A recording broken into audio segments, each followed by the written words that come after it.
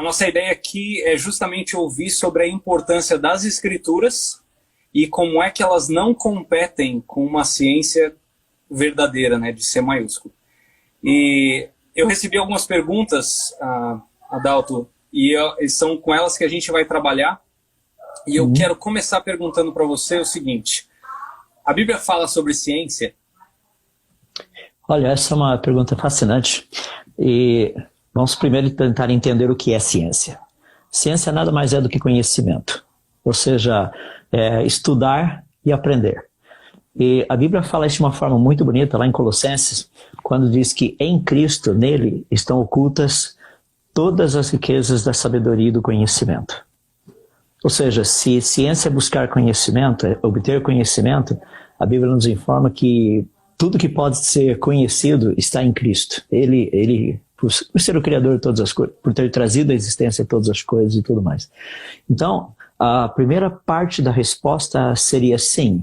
A Bíblia trata de ciência justamente nesse aspecto fundamental que todo conhecimento, toda verdade e conhecimento estão ocultos em Cristo. Então esse é o primeiro lado.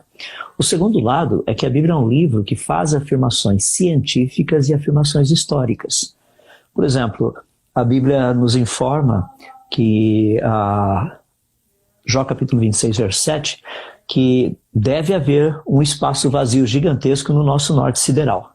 O texto de Jó diz assim, que Deus faz com que a terra paire sobre o nada e ele estende o norte sobre o vazio. São duas afirmações científicas. Essas duas afirmações científicas realmente já foram descobertas. Entende? Elas são exatamente aquilo que a Bíblia diz ser. Então, eu deixo bem claro isso aí, que a Bíblia e a ciência, sim, a Bíblia fala muito de ciência, ela trata a respeito disso, faz afirmações científicas e históricas, mas eu quero deixar bem claro que não é a ciência provando que a Bíblia está correta. Tá? É muito importante nós entendermos isso. O que nós temos é o seguinte: se a Bíblia é a verdade, ela diz ser, e se a ciência descobrir a verdade, as duas vão falar exatamente a mesma coisa. E esse para mim é o ponto fundamental. Ou seja, a ciência não está tentando provar que a Bíblia está correta, porque a ciência não tem autoridade para isso. A ciência muda mais do que qualquer coisa. Se alguém tem dúvida, pega um livro de biologia da década de 40 do século passado, estuda e tenta fazer o Enem. Tá? Então você vai perceber que você não vai passar. Agora, por outro lado, você pega a Bíblia, você não tem versão 2019, 2020, 2021, ela é a mesma. Então existe uma diferença muito grande entre os dois. Então, respondendo a pergunta, sim, a Bíblia fala de ciência. Em cima disso, por que é importante interpretar a Bíblia corretamente? Quando Deus escreveu a Bíblia, através de pessoas que Ele inspirou, Ele tinha um pensamento em mente. E cabe a nós descobrir que pensamento era esse. Esse pensamento não está aberto a interpretações. Deus tinha um propósito específico em mente quando Ele nos disse algo em cada texto da sua palavra. Então é muito importante para nós entendermos que a interpretação que nós chamamos da Bíblia nada mais é de termos certeza que nós entendemos o que Deus quis dizer com aquele texto. E isso é fundamental. É por isso que hoje nós temos uma discussão tão grande aí, o pessoal dizendo, mas essa é a sua interpretação. Não interessa se é minha, se é dele, se é do outro. A única coisa que interessa é nós entendemos o que Deus disse ou não. Ou nós achamos que nós entendemos. Então, a interpretação correta das Escrituras, e aí tem a primeira regrinha da hermenêutica que é fundamental, que a Bíblia interpreta-se a si mesma, é o ponto de partida de qualquer coisa. Deixa a Bíblia falar, ouça o que ela tem a dizer. Se você não entendeu, procure nela que você vai achar o que ela quis dizer. Legal, muito bom. Agora eu quero partir para perguntas que vão lidar, obviamente, com Bíblia e ciência. Tá? Então, a primeira delas, que foi nos feita, quais elementos da natureza, que também são revelados na Bíblia, nos apontam para um Deus criador? Tem vários aspectos aí que precisam ser levados em consideração. Vou pegar o principal deles. Quando Paulo está falando lá no livro de Atos, capítulo 17, ele está literalmente falando lá em Atenas, ele está dando uma aula de criacionismo ali. Então ele está literalmente falando para aquele pessoal que nós fomos criados de um só e etc, coisa e tal. Mas ele dá algo assim muito interessante, que ele repete a mesma ideia em Romanos, capítulo 1. Que ele diz o seguinte, que lá em Atos ele diz que Deus não está longe de nós, mas que nós até tentando, assim, tateando, poderíamos encontrá-lo. Lá em Romanos, capítulo 1, ele fala de uma forma muito interessante, que ele diz assim, que os atributos invisíveis de Deus, tanto o seu eterno poder quanto a sua própria divindade, são claramente vistos por meio das coisas criadas. Ele não poderia ser mais claro do que isso. Agora, a pergunta que nós temos que fazer é o seguinte, o que ele quis dizer pelos atributos invisíveis de Deus? O que significam esses atributos invisíveis? Porque se eles são invisíveis, como é que eles podem ser claramente vistos?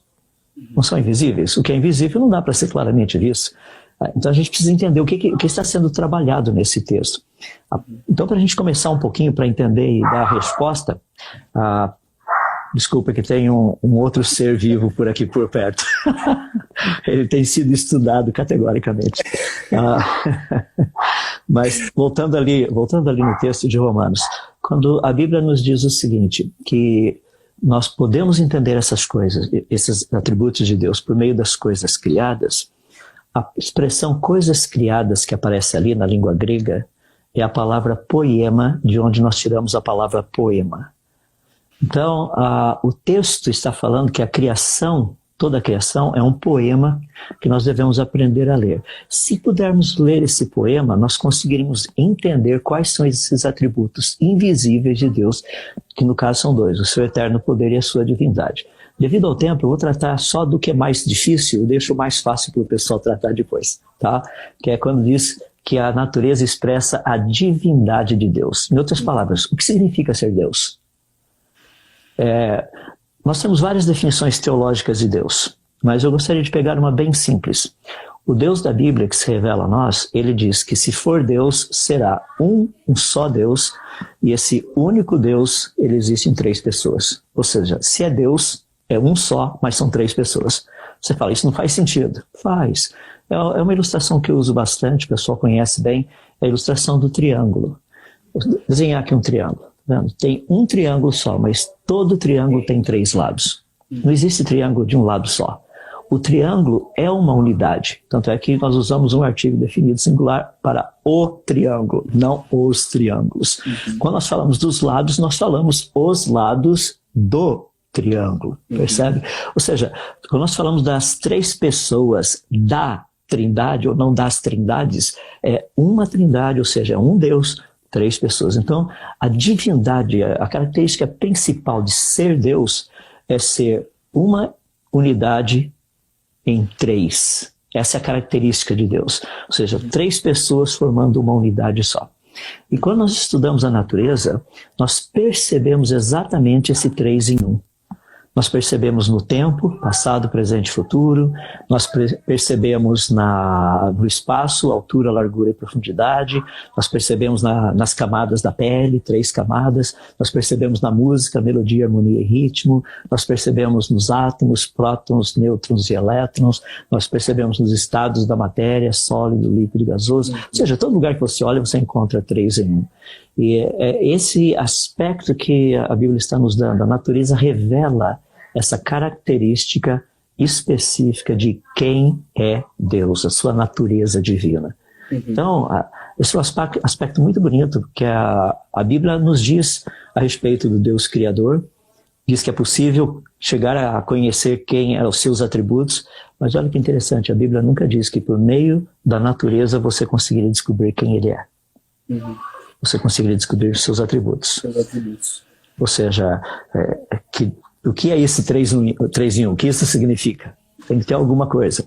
Quando você pega a ideia, eu deixo o pessoal estudar mais a respeito do poder dele, é só pensar o Sol, que é uma estrelinha aqui vizinha nossa, que tem praticamente quase 1.400.000 quilômetros de diâmetro, que transforma 4 milhões de toneladas de matéria em energia por segundo. Dá para ter uma ideia da energia? Agora imagina criar um negócio desse. Tá?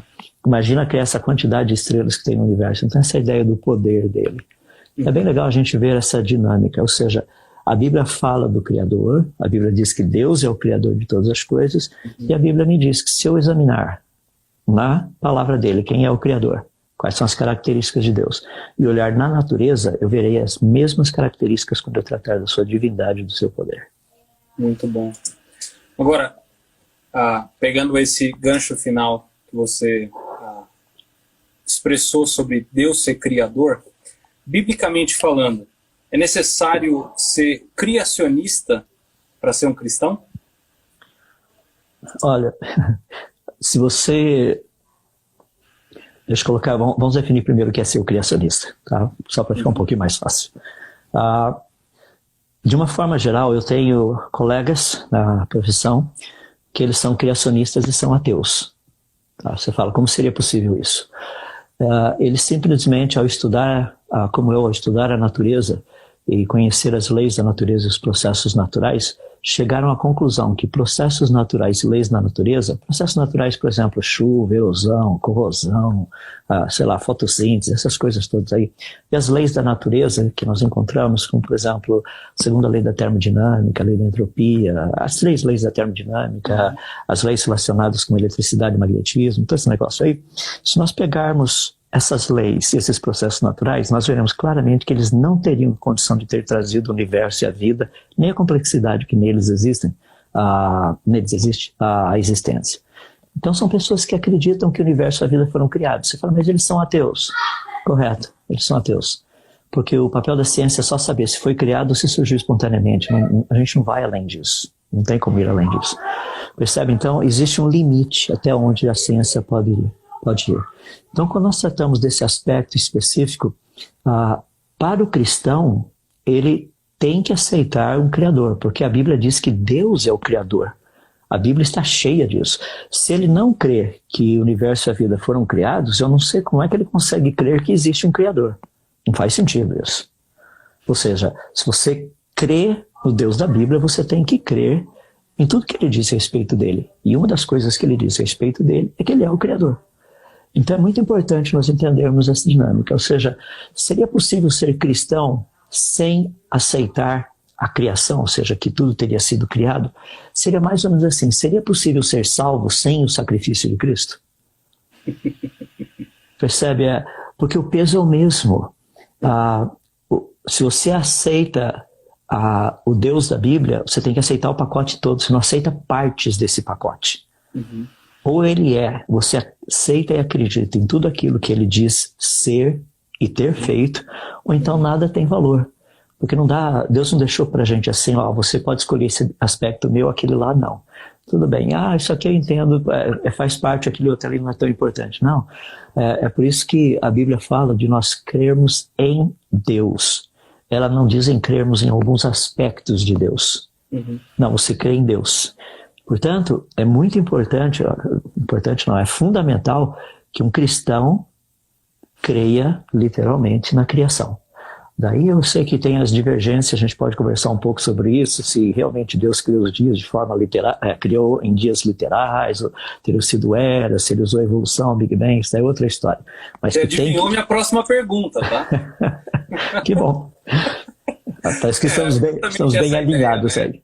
Caindo na criação, né? Então, compreendendo Deus como Criador, como é que quais ferramentas nós devemos usar para entender a Bíblia, e especificamente falando ali os primeiros capítulos de Gênesis como literais, como poéticos ou como figurativos? Uhum. E, logicamente, entendendo os dias como literais ou não e assim por diante. Tá.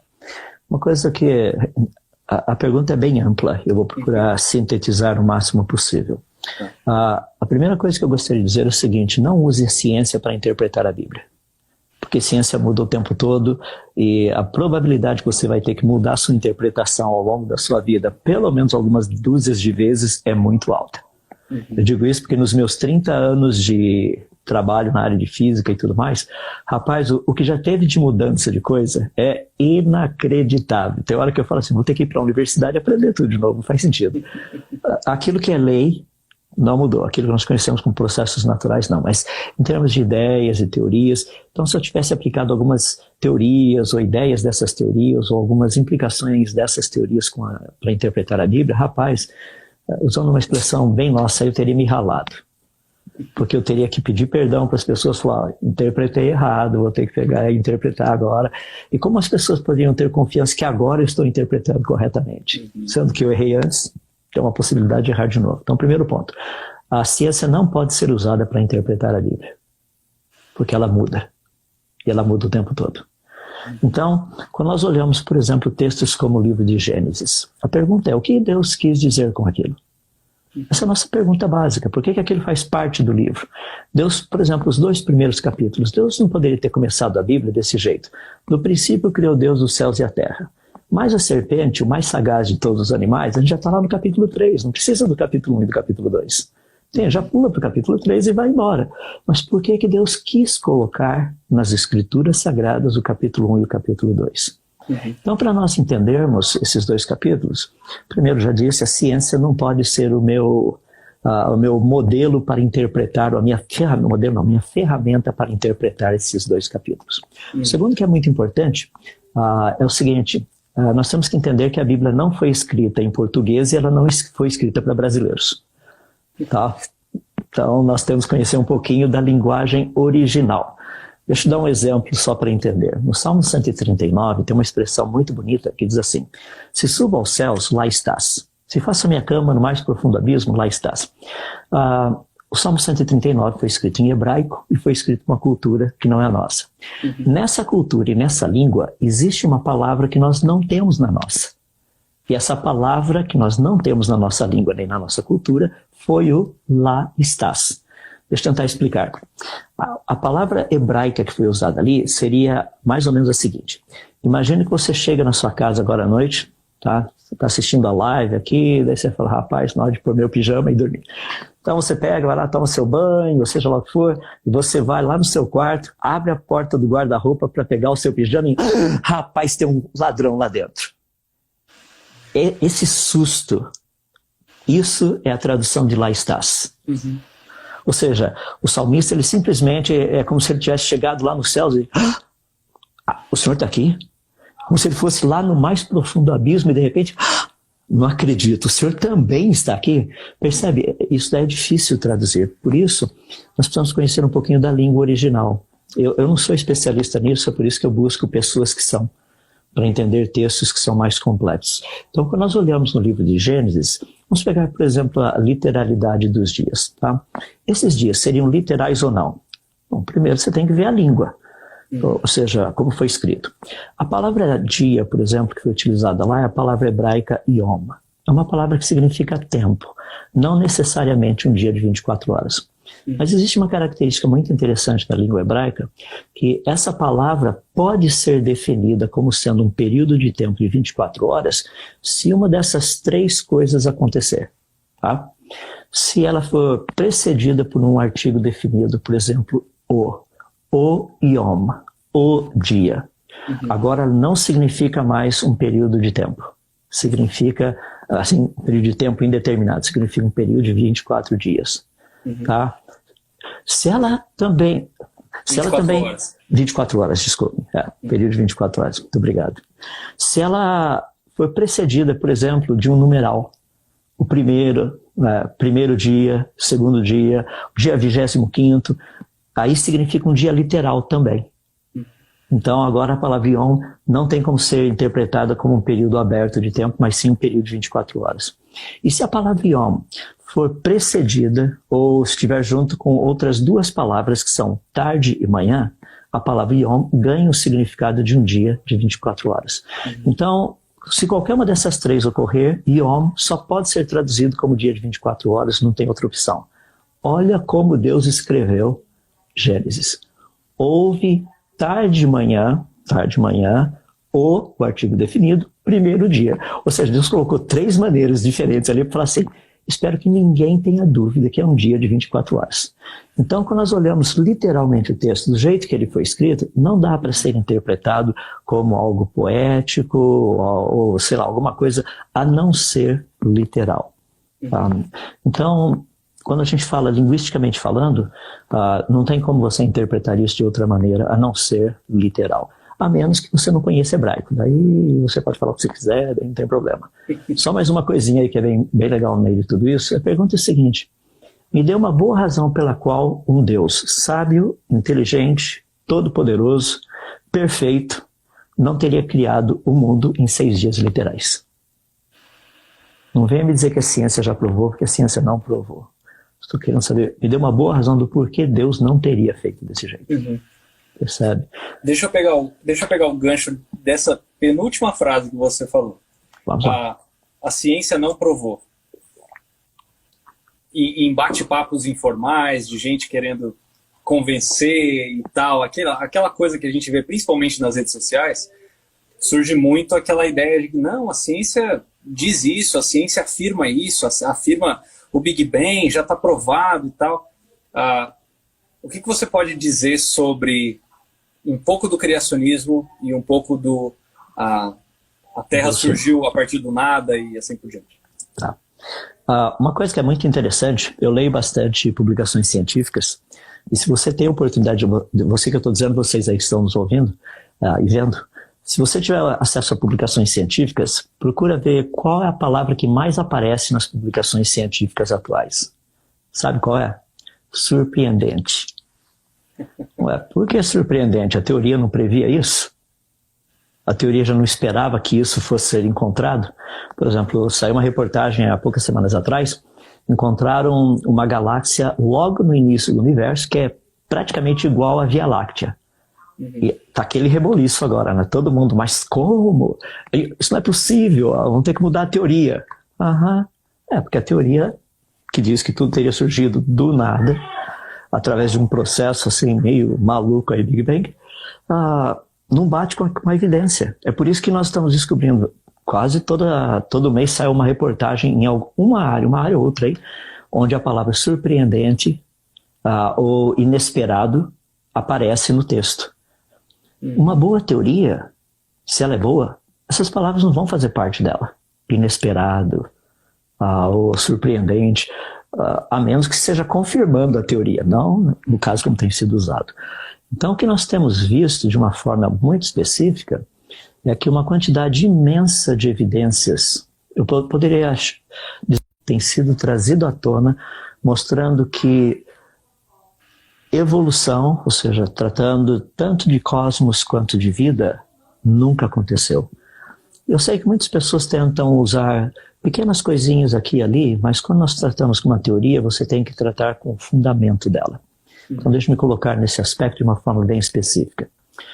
Quando nós tratamos dessas teorias naturalistas de que tanto o universo quanto a vida teriam evoluído em milhões ou bilhões de anos, você tem que ter uma base para poder construir essa teoria. Tá? Eu, por muitos anos, eu fui evolucionista, acreditava na teoria do Big Bang, e uma das coisas que me fez sair do Big Bang, uma das primeiras coisas, foi tentar colocar nas equações do Big Bang a segunda lei da termodinâmica, que é uma lei que diz que todas as coisas deixadas por conta própria vão do organizado para o desorganizado. Na verdade, não tem como você colocar essas equações junto com as equações do Big Bang, porque não funcionam. Não que as equações não funcionam, as equações do Big Bang não funcionam, as equações da segunda lei da termodinâmica funcionam. A segunda lei da termodinâmica, para quem não está habituado aí, é aquela lei que diz que qualquer coisa deixada por conta própria, ela irá do organizado para o desorganizado. O teu tênis faz isso, tua camiseta faz isso, tua casa, teu carro, tua bicicleta, teu marido, tua esposa, sabe? É só deixar, o tempo vai tomando conta da gente aí, as coisas vão parando de funcionar, quebram, é assim que funciona, tá? Agora, olha que coisa fascinante, essa é uma lei, nós não criamos essa lei, nós apenas descobrimos. Então, quando nós olhamos esse aspecto todo de uma forma geral, tá? Olhando para a natureza, para o universo, nós temos que pensar como essa lei funciona. Por exemplo, o universo ainda tem complexidade hoje? Tem. Ele ainda é funcional hoje? É. Mas se nós voltássemos 1000 anos atrás, ele seria mais complexo? Seria mais funcional? Sim, a segunda lei da termodinâmica diz isso. A segunda lei não diz que, à medida que o tempo vai passando, as coisas vão melhorando, as estrelas vão ficando mais estrelas, as galáxias mais galáxias. Isso não acontece. A tendência de galáxias se desorganizarem, se destruírem. A tendência de estrelas morrerem. O que essa lei nos diz de uma forma assim bem reta e direta é que lá no passado o universo teria que ter começado completo, complexo, perfeitamente funcional. É o que a segunda lei da termodinâmica nos diz. Agora, como que a ciência trabalha com isso hoje? Por exemplo, eu fico assim impressionado. A quantidade de gente falando que essa região no espaço é uma região de produção de estrelas, tem novas estrelas nascendo. Quer ver? Só para você ter uma ideia como isso daí é um problema sério, eu desafio vocês que estão nos ouvindo a procurar na internet, nos sites oficiais, tá? Pode procurar na NASA, da ESA, das agências espaciais que tem por aí, ou pode procurar na Nature mesmo, ou na Science, ou Astronomy Review, qualquer um deles que você quiser. Me dê o nome de uma única estrela que tenha nascido nesses últimos 150 anos de observação em telescópios. Não tem nenhuma. Rapaz, não tem estrela nascendo?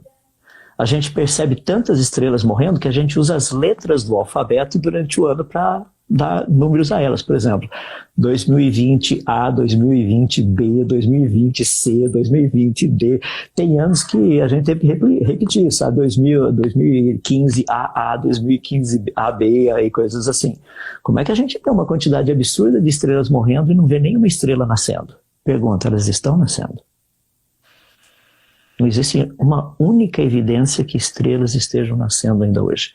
Tanto é que alguns artigos de uns caras mais arrojados por aí estão finalmente chegando à conclusão de que o universo parou de produzir estrelas. Interessante, né? Então, só para fechar o pacote aí, a evidência que nós temos, baseado nas leis, baseado nos processos naturais, baseado naquilo que é observável, não em interpretação, mas naquilo que é observável, mostra claramente que evolução não teria acontecido. Por isso que a proposta criacionista que diz que processos naturais e leis da natureza não teriam trazido à existência o universo, a vida, nem a complexidade que neles é encontrada, permanece em pé, intacta e verdadeira. As pessoas chegam e falam assim, mas é muito geral. Eu falo, não, é só pegar um processo natural e uma lei da natureza que mostra que coisas possam surgir do nada, você derrubou o criacionismo. Só precisa um. Você não precisa de 100, precisa de um só. O problema é que não existe. Tudo que nós conhecemos é contra essa ideia que o naturalismo tem produzido. Então, dê uma pinceladinha um pouquinho do que é o criacionismo científico, só para ter uma ideia aí.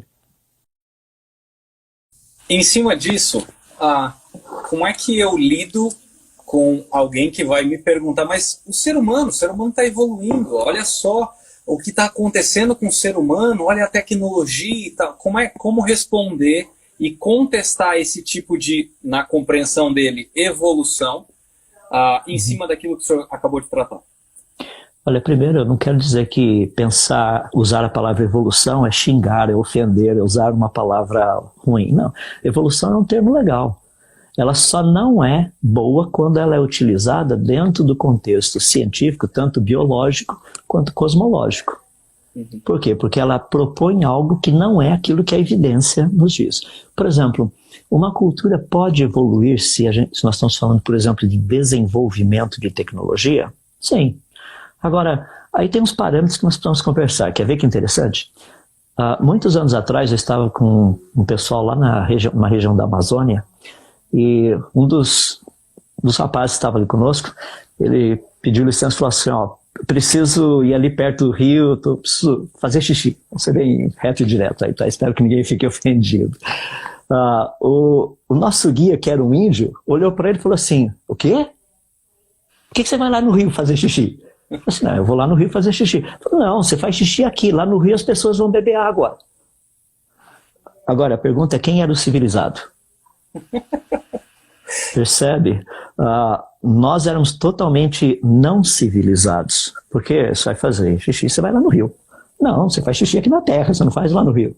Então esse conceito de tecnologia, como que nós avaliamos, é algo muito assim, como é que eu posso dizer, é meio questionável. Por exemplo, se hoje o Sol produzisse uma explosão solar e tudo eletrônico parasse de funcionar, a minha pergunta é, quem seriam aqueles que sobreviveriam?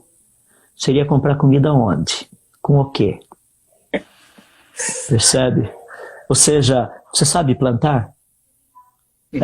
Que época do ano você planta feijão, arroz? Como é que você cuida de gado? Você tem galinha?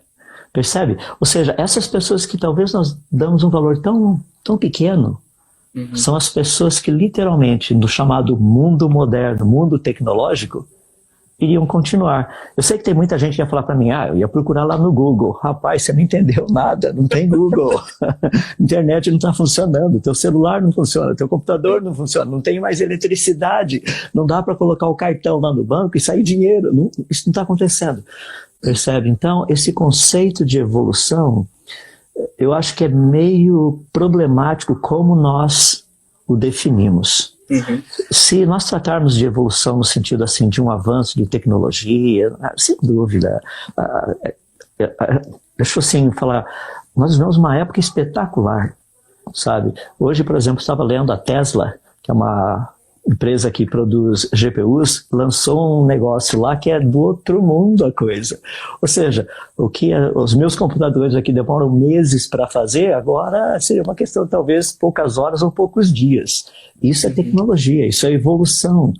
Mas não evolução no sentido que a biologia tem nos dito ou que a cosmologia tem proposto. Percebe? Então é bem importante a gente entender esse negócio. Então pessoas falam assim, mas o ser humano está evoluindo. Eu falo assim, olha, eu fui professor universitário por um bom tempo, eu não acredito em você.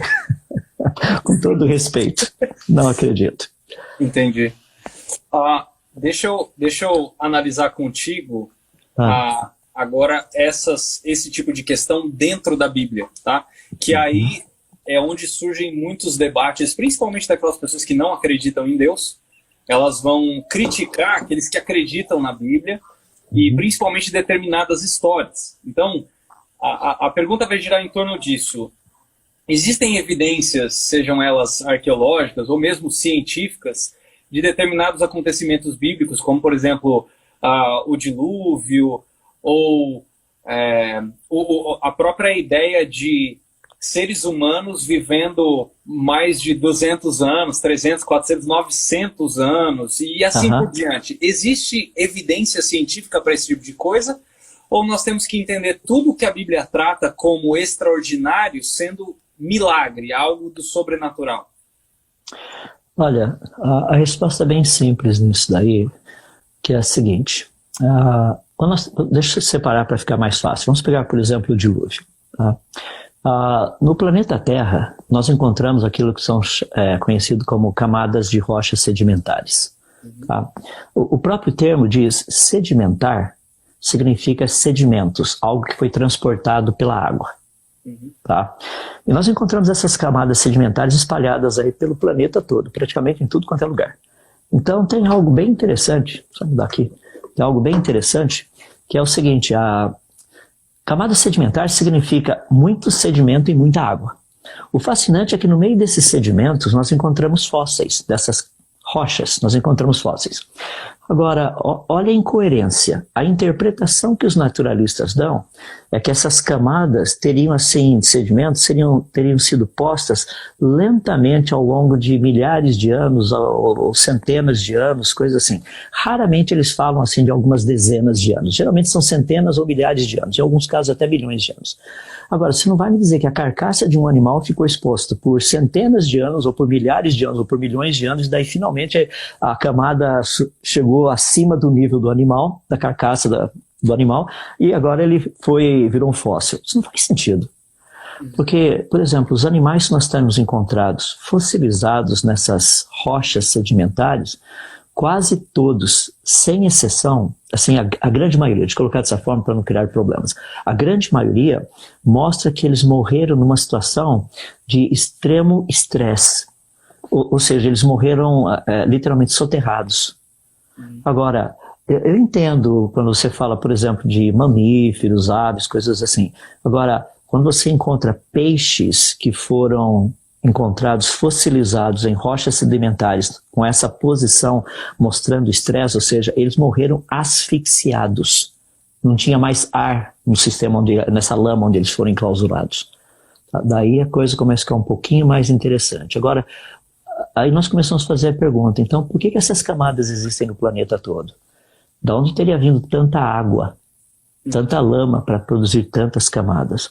Não somente isso, a ordem em que esses fósseis ocorrem na coluna geológica, nas partes inferiores das camadas da coluna geológica, geralmente você encontra peixes, um pouco mais acima dessa camada, essas camadas de rochas, você encontra anfíbios, depois você encontra répteis, daí encontra mamíferos e aves. As pessoas falam assim, não, mas isso daí é evolução. Não, se você pegar esses animais, esses tipos de animais mortos, peixes, anfíbios, répteis, mamíferos e aves, pegar esses animais, misturar no meio de muita água e muita lama, e produzir pressão, descompressão por um tempo nesse sistema, os peixes que têm uma densidade maior afundam. Aves e mamíferos que têm densidade menor têm a tendência de ficar mais próximos à superfície. Ou seja, esse sistema simplesmente de peixes, anfíbios, répteis, mamíferos e aves, ou aves e mamíferos, ou espalhados por ali, nada mais é do que densidade de animais mortos no meio de um sistema de água e lama. O povo da sedimentologia sabe disso. Percebe? Então existe uma quantidade muito grande de evidências. Então o problema não são as evidências, o problema são as interpretações que têm sido dadas a essas evidências. E a mesma coisa ocorre, por exemplo, quando a Bíblia fala da longevidade de seres humanos. Tá? O Harvard Medical School tem desenvolvido um trabalho muito interessante na área de telômeros e telomerase. Os telômeros são pequenos segmentos que nós encontramos na pontinha dos cromossomos. Então você pega um cromossomo aqui, tem vários deles ali na pontinha. Tá? Quando existe uma duplicação celular, literalmente esse material genético ele abre, né, aquela fitinha do DNA abre, e é feita uma cópia dos dois lados, daí que você cria um novo. Só que a fita não pode abrir por inteira, ela tem que ficar fechada nas extremidades. Então os dois últimos telômeros não são copiados porque eles estão fechados. Os outros telômeros que estão abaixo, eles estão abertos. Os dois últimos não. Tá? E é fascinante porque a gente sabe que a longevidade está relacionada com esses telômeros e com uma enzima chamada telomerase.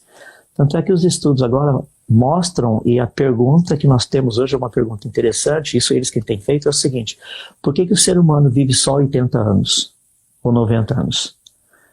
Porque a informação genética que está guardada nele, o mecanismo é para viver dezenas, se não milhares de anos. Então ainda é assombroso porque o ser humano vive tão pouco. Estamos aprendendo a respeito disso, percebe? Então o que a Bíblia fala de longevidade humana e os estudos atuais de telômero e telomerase andam exatamente na mesma linha, são assim, paralelos um com o outro. Ou seja, o ser humano, nós sabemos que foi criado para viver bastante, viver 80 anos é um absurdo de pouco. Eu ainda quero captar um pouquinho mais disso em cima da ideia de que a própria Bíblia ela vai falar sobre animais e ela vai falar sobre espécies, ela vai usar uma linguagem, como você mesmo colocou, hebraica, oriental, né? Mas o que tem sido dito eu vou colocar aqui o outro lado, a outra linha da ciência, é de que animais se transformaram. Animais que antes nadavam, agora voam. Animais que antes tinham cauda, agora eles não tem mais. E esse tipo de transformação que muda assim meio que radicalmente, né? Eu queria que você falasse para mim, isso é possível cientificamente falando? E como é que a Bíblia se encaixa nisso? Olha, então vamos por etapa. Isso tem sido um problema muito grande com a teoria da evolução, porque a evolução às vezes não é bem entendido o que está sendo proposto. Evolução, tecnicamente, não significa adaptação ou variação. Evolução significa uma quantidade infinita de adaptações e de variações que os descendentes lá na frente, eles iriam ter órgãos que os antepassados não tinham, iriam ter funções que os antepassados não tinham. Isso é evolução. Até o presente momento, nós não encontramos um único exemplo em nenhum organismo vivo que isso teria acontecido. Tá? Em nenhum grupo, nem nos peixes, nem nos anfíbios, nem nos répteis, nem nos mamíferos, nem nas aves, nem nas bactérias. Tá?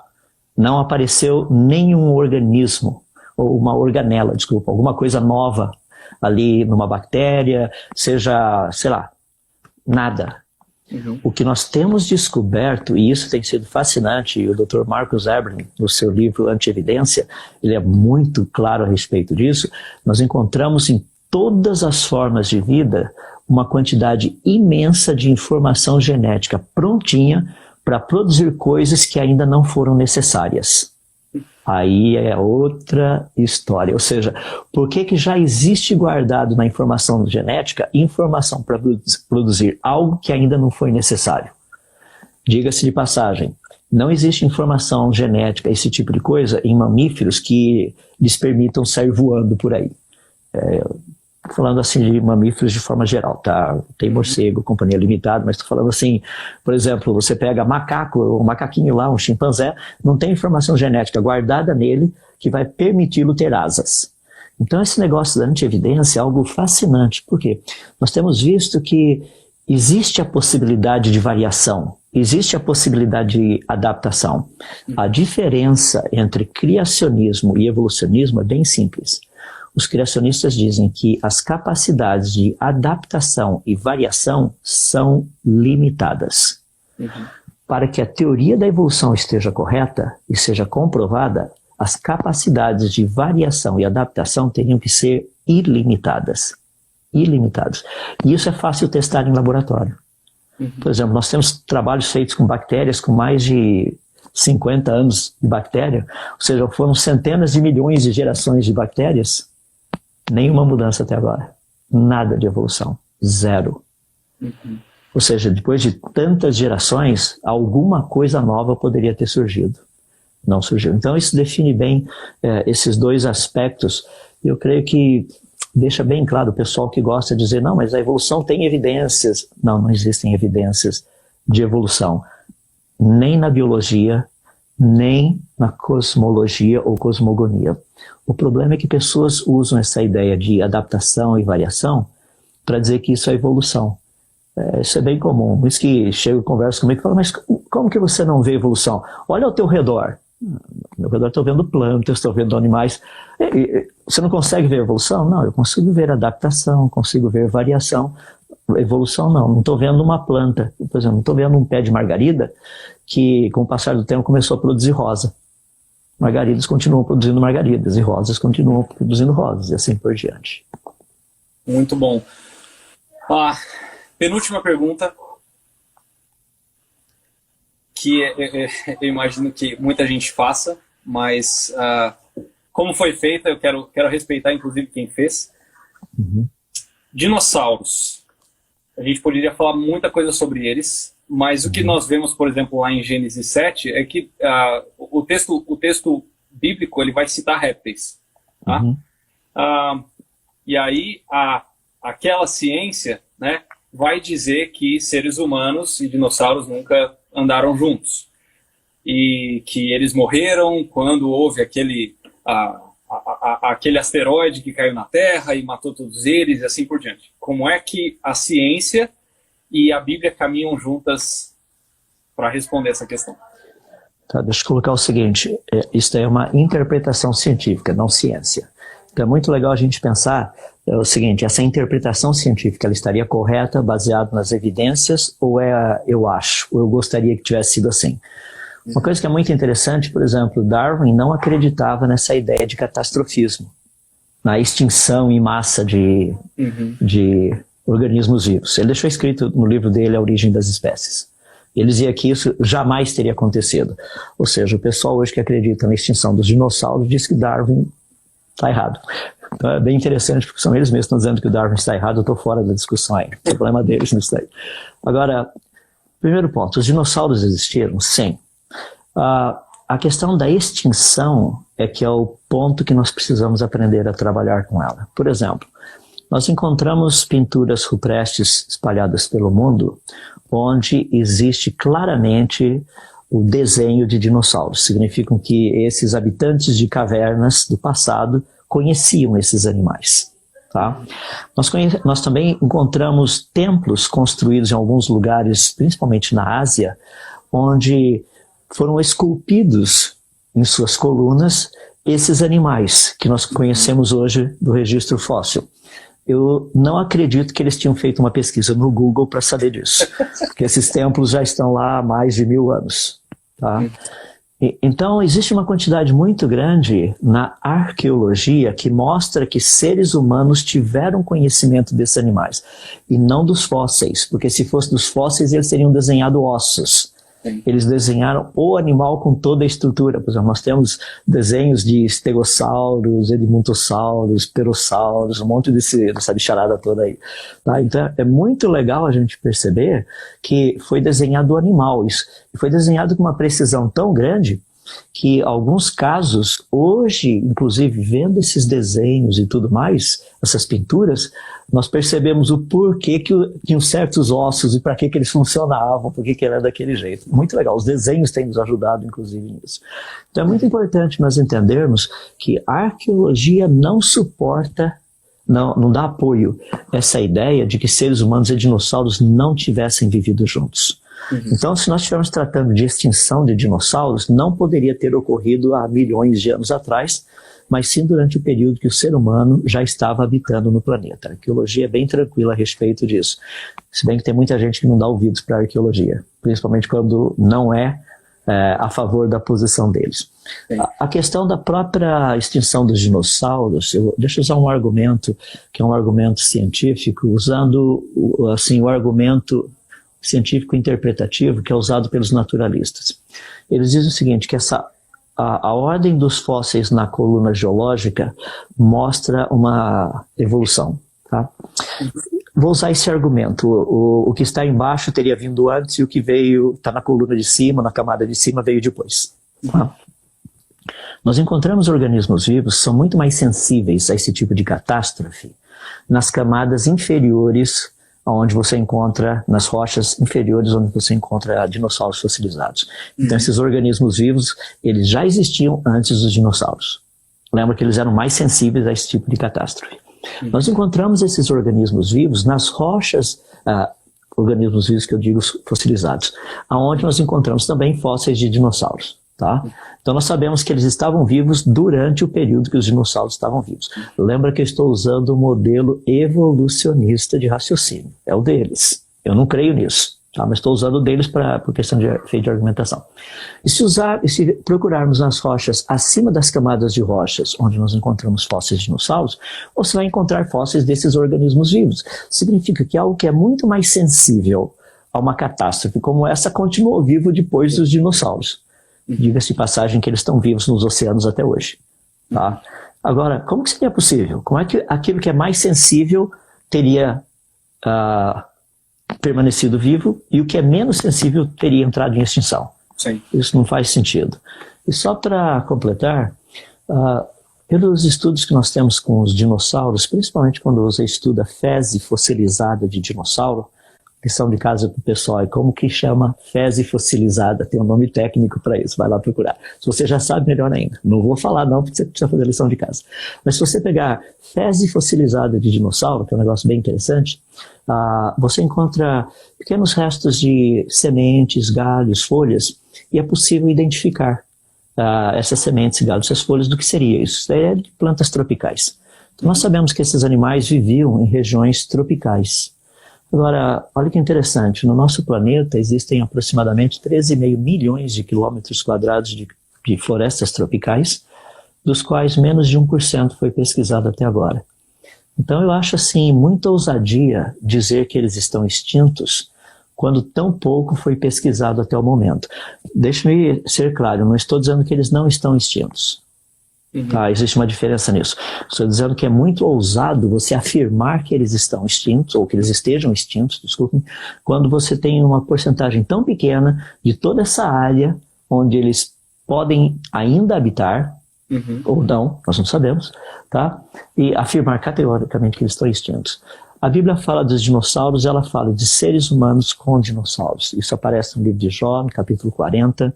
Nós temos lá o Behemoth, que tem uma descrição bem clara do que teria sido de um ou diplodocus, um brachiosauro, um apatossauro, um desses três, ou talvez algum outro muito parecido ali.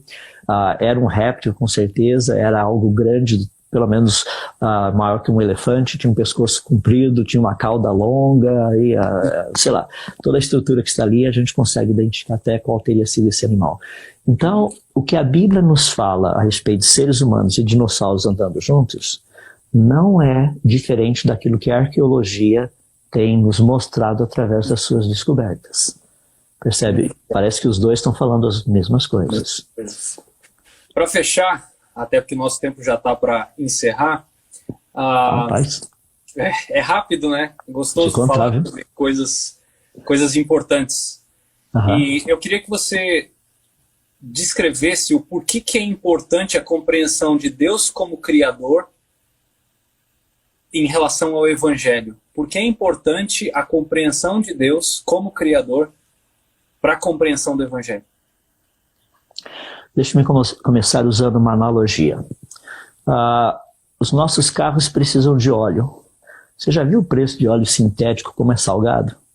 Rapaz, e tem óleo de cozinha tão barato por aí, né? Por que a gente não coloca o óleo de cozinha lá e vai embora? Não é óleo. Afinal de contas, óleo por óleo, qual o problema? Mas por que o fabricante determinou qual óleo deveria ser usado? É porque ele é o Criador.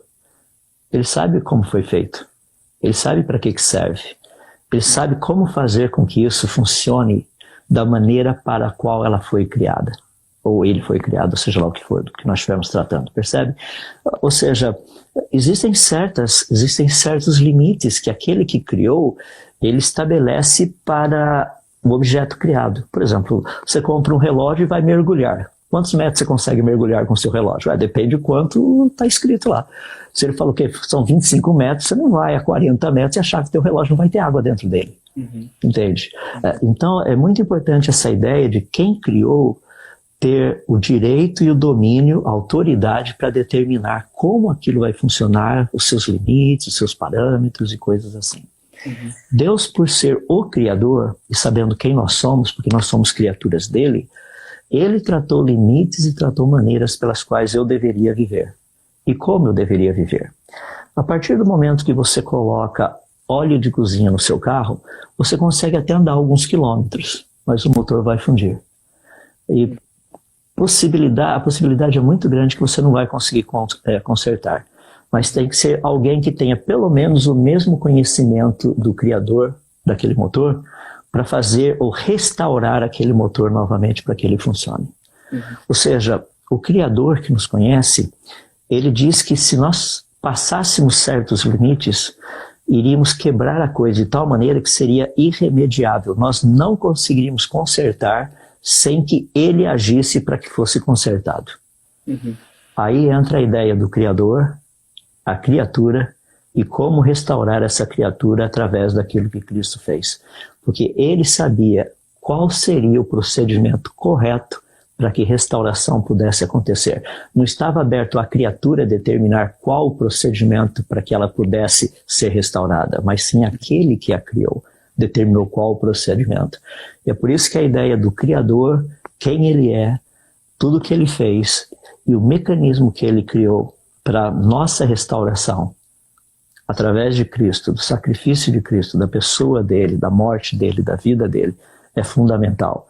Agora, dificilmente uma pessoa que aceitaria um Criador, aceitaria que a solução do conserto é apropriada. Sim. A menos que você entenda que nós somos criados e esse Criador sabe o que ele está fazendo para nos restaurar, vai ser muito difícil você aceitar a proposta dele para a restauração.